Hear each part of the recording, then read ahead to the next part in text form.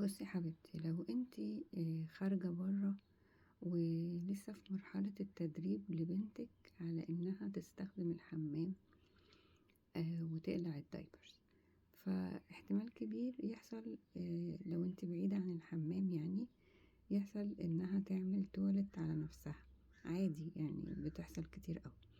فتعملي ايه لو هي عملت توالت على نفسها واحنا بعيد عن الحمام ومفيش حمام في الحتة اللي احنا فيها؟ الحل في شنطة الغيار.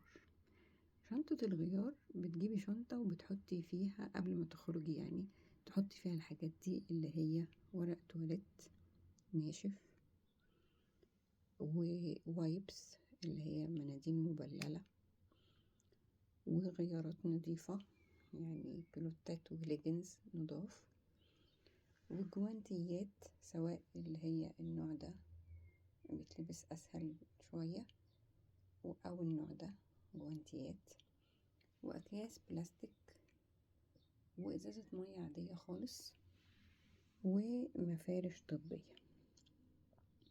طيب انتي معبية الحاجات دي كلها في الشنطة وواخدة الشنطة معاكي، هتعملي ايه بيهم بقى؟ اول حاجة طبعا يبقى معاكي فوطة. اول حاجة حد يمسكلك الفوطة دي يستر بيها البنت، يعني باباها مثلا او اختك او مامتك، يبقى ماسكالك الفوطة كده سترة بيها بس البنت عشان عيون الناس اللي حواليكم، وانتي ورا الفوطة بقى انتي والبنت.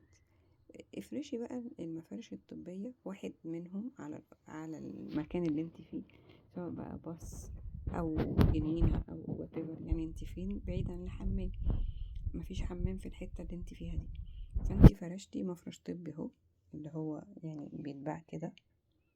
طيب فرشت المفرش الطبي ووقفت البنت عليه، وحد ساترها بالفوطة. اول حاجة هتعمليها ايه؟ هتقلعيها الملابس، يعني البنطلون والاندروير اللي اتوسخوا بالتواليت، قلعيهم لها وحطيهم زي ما هم كده بحاجتهم في كيس بلاستيك تكوني جايباه معاكي، واربطيهم كويس وخلاص وحطيهم في الشنطة. طيب وبعدين هاتي الورق التواليت الناشف، نوع نظيف يعني كويس قوي، يعني فاين نوع حلو وفي زينة، يعني اي نوع معاكي ورق تواليت ناشف، حتة كبيرة كده حلوة، وروحي مسحة للبنت الأعضاء بتاعتها من قدام لورا بحتة كبيرة، حتة كبيرة حلوة كده، بتمسحي لها من قدام لورا مرة، وتجيبي حتة تانية وتمسحي من قدام لورا، وتجيبي حتة تالتة كبيرة بس مش صغيرة، كبيرة، تمسحي من قدام لورا، وبعدين تمسحي لها رجليها، وإذا كان جه من الجناب يعني تمسحي تنضفي المكان كله، الأعضاء بتاعتها من قدام لورا، واخده بالك بحيث تشيلي آثار البول والبراز خالص، وتقومي ماسكة الورق ده رمياه في نفس الكيس البلاستيك اللي احنا جايبينه معانا عشان الحاجات دي. طيب بعد كده هتعملي ايه؟ هتقومي جايبة بقى الوايبس، المناديل المبللة، وجاية برضو بنفس الطريقة منديل تمسحي بيه من قدام لورا، والتاني تمسحي بيه من قدام لورا، والتالت تمسحي بيه من قدام لورا، وتمسحي لها رجليها واي حتة ايه اتوسخت لحد ما تبقى نضيفة خالص، وجايبة المناديل برضو رمياها في نفس الكيس البلاستيك. طبعا كل ده وانت لابسة الجوانتي، يعني كل الطريقة المنوفر ده كله وانت لابسة الجوانتي، سواء النوع ده او النوع ده.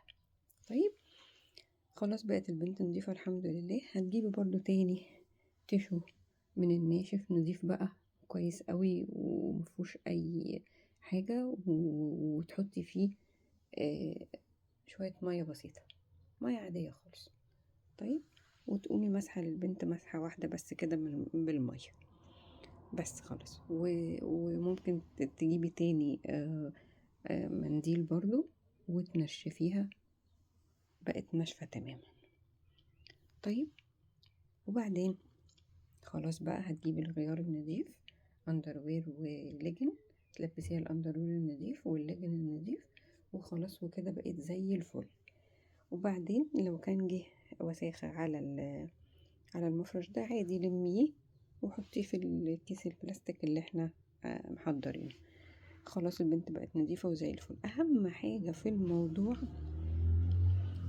انك اثناء ما انتي بتغيري لها اوعي تزعقي لها ولا تأنبيها ولا تقولي لها كده برضو عملتي مش عارف لا، ممنوع، لان ده ممكن يقلب معاها بعقدة نفسية لا قدر الله، تعمل لها تبول لا ارادي او امساك مزمن. فاحنا في الحالة دي بنلتزم الهدوء والصبر وسعة الصدر. تقولي لها معلش يا حبيبتي، اصل انتي يعني اتأخرتي شوية في انك قلتي انا عايزة تولد، والتولد النهاردة كان بعيد قوي، معلش المرة الجاية ان شاء الله هنروح في التواليت على طول بسرعة، يبقى قدامنا التواليت، وتكوني انت كمان اتدربتي وتبقي شطورة خالص، وما يحصلش ده تاني ان شاء الله خالص. المرة الجاية ان شاء الله هنعرف نعمل في التواليت ومش هيحصل كده ومش هتتبلي عادي. وانا صغيرة قدك كنت بتحصل لي كده كتير قوي. لسه ما كنت بتعلم ومامي كانت بتنضفني وخلاص، والمرة اللي بعديها بتعلم اكتر، والمرة اللي بعديها بتعلم اكتر. كلام كله مشجع ومحفز، وفي امل ان المرة الجاية هتبقى احسن، وان هدومها مش هتتبل المرة الجاية، وانها هتعرف تعمل كنترول على نفسها المرة الجاية بكلام بسيط جدا جدا جدا.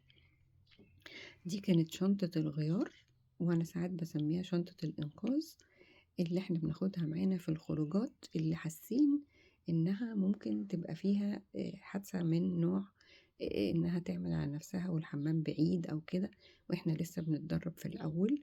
فبناخد فيها الاتي تاني: غيارات نظيفة، بمعنى كيلوت وليجن كذا واحد نضاف جدا، اكياس بلاستيك عشان نحط فيها الغيارات الوسخة،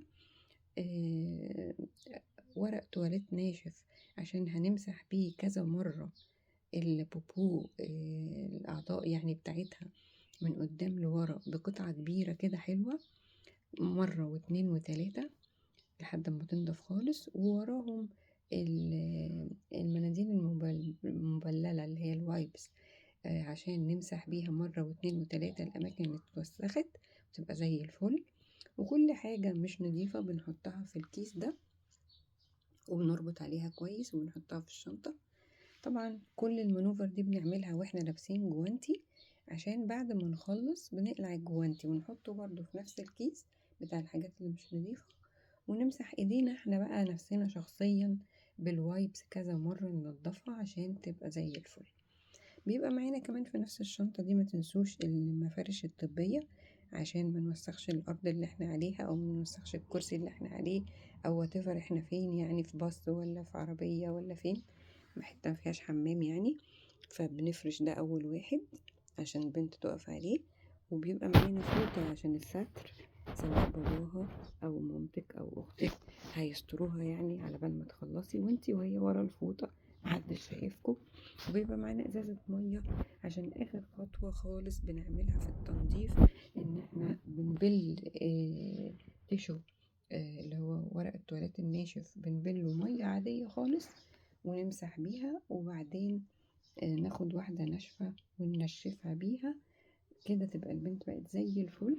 وطول العملية أهم حاجة أمانة عليكي إنك تطمنيها وتقولي لها معلش، دايما بيحصل كده في الأول، معلش وتتعلمي وتبقي شطورة جدا وتبقي زي الكبار، وهو أصل الحمام كان بعيد شوية معلش، فالمرة الجاية إن شاء الله نراعي إن احنا نبقى قريبين من الحمام، وبإذن الله هتكوني اتعلمتي وتقولي على طول أنا عايزة تولد، وانا اعرف اوديكي ومش هيحصل كده تاني.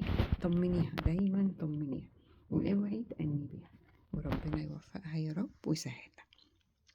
هراجع معاكي تاني الحاجات اللي هتبقى في شنطة الإنقاذ أو شنطة الغيار اللي احنا واخدينها معانا في السفر during الباص أو العربية، أو في جنينة مثلا ما فيهاش حمام نظيف وحصل كده بعيد عن الحمام وانت عايز تنقذي الموقف. فهيبقى معاكي الآتي: